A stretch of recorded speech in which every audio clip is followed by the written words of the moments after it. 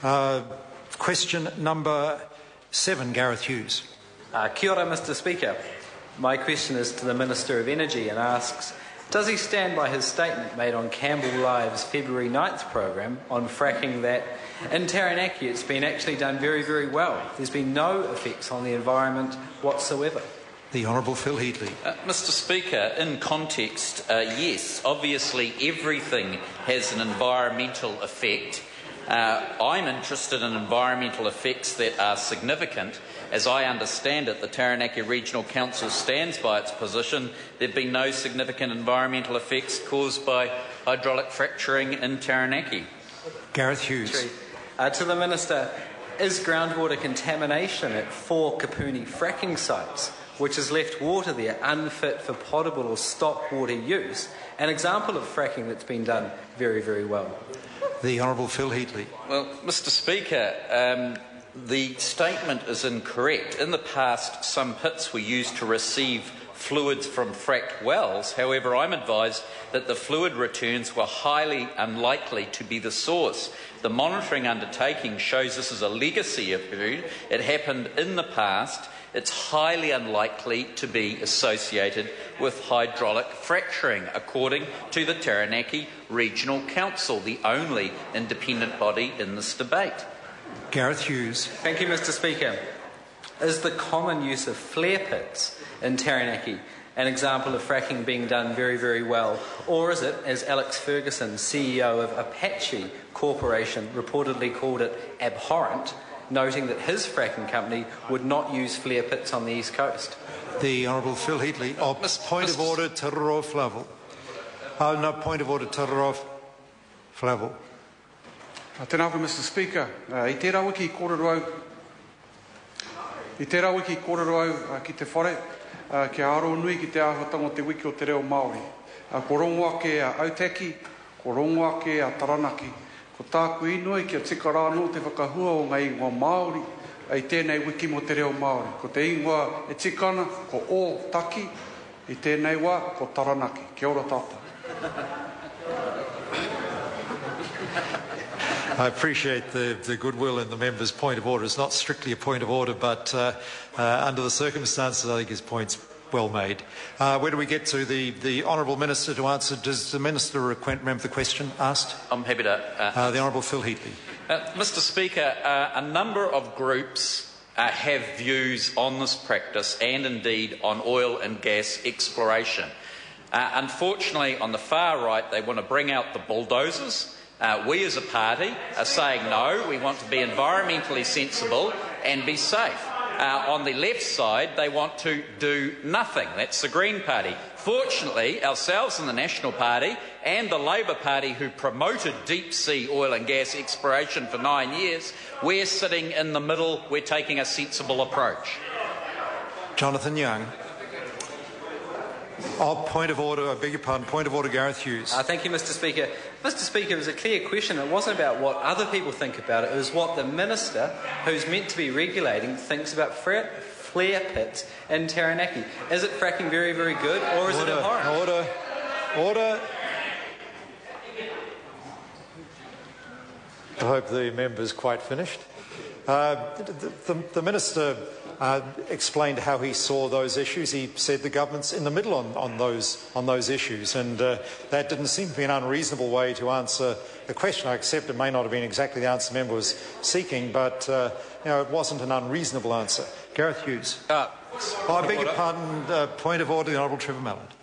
Mr Speaker, I wonder whether, in order to avoid some of the problems highlighted by Mr Flavel, whether Kia ora Catherine could translate for the member asking the question. Order. The member's got me totally whacked there. Supplementary question, Jonathan Young. Thank you, Mr Speaker. My question to the Minister. What reports has he seen of the Taranaki Regional Council's response to allegations in relation to fracking in Taranaki? The Honourable Phil Heatley. Well, Mr Speaker, I've seen a letter written by the Chief Executive of the Taranaki Regional Council in May to the Taranaki Daily News, which states this, and I quote, One of Mr Hughes' statements is an exaggeration going far beyond the facts as they stand. The other two of his statements defy the facts altogether. An informed and considered public discussion of the pros and cons of hydraulic fracturing deserves better than this. The public has a right to expect integrity in such discussions." Unquote. Gareth Hughes, supplementary question. Thank you, Mr Speaker. To the Minister, in that context, does the Minister stand by his statement made to the press that he has full confidence in the abilities to manage fracking when, as that report was in context, it was disclosed that Taranaki Regional Council wasn't even aware of 11 fracking well sites and had to be alerted to them by the Ministry of Economic Development?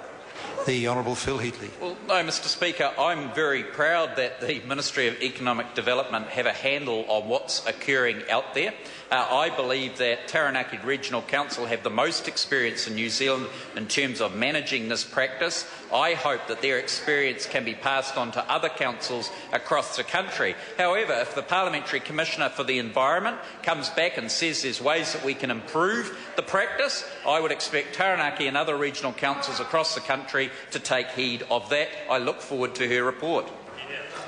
Gareth Hughes. How can the Minister keep saying fracking's been done very, very well when we've seen groundwater contamination, we've seen abhorrent flaring practices, and we've got a council who can't even keep track of where the fracking wells are? The Honourable Phil Heatley. Well, Mr Speaker, we've addressed the issues that he's raised, except the water contamination issue. The Taranaki Regional Council asked Hill Laboratories to do water quality tests on areas that were alleged to have been affected by fracking. They did this on the Shield sites. Interestingly, the water was contaminated. It recorded that faecal coliforms were in the liquid from paddock runoff. I'm advised that the Taranaki Regional Council's monitoring of water quality is ongoing. So on one side, the Greens are quite correct. There was water contamination. What they don't tell the general public is the scientists are saying it's faecal coliforms. Point of order, Gareth Hughes. Sir, I mean, it was a long answer, but the question that the Minister is referring to a report, and the Minister knows it's a very specific well, didn't even answer the question around the groundwater contaminations, apples and pears. Order. The member can't seriously expect the Speaker to intervene on the basis of the supplementary question that he asked. It was a pretty loaded supplementary question expressing the member's view, making the member's view pretty clear in the minute, and there's no way we can tie a minister down to a particular answer given the nature of that question. Point of order, Gareth Hughes. Mr Speaker, I seek leave to table the Nairi water study on behalf of by Hill Laboratories on behalf of Taranaki Regional Council, and I also seek leave to table their covering information statement from their website, which shows the report the Minister referenced happened at one well site, not 30 plus. Leave us sought to table those two documents. Is there any objection? There is no objection.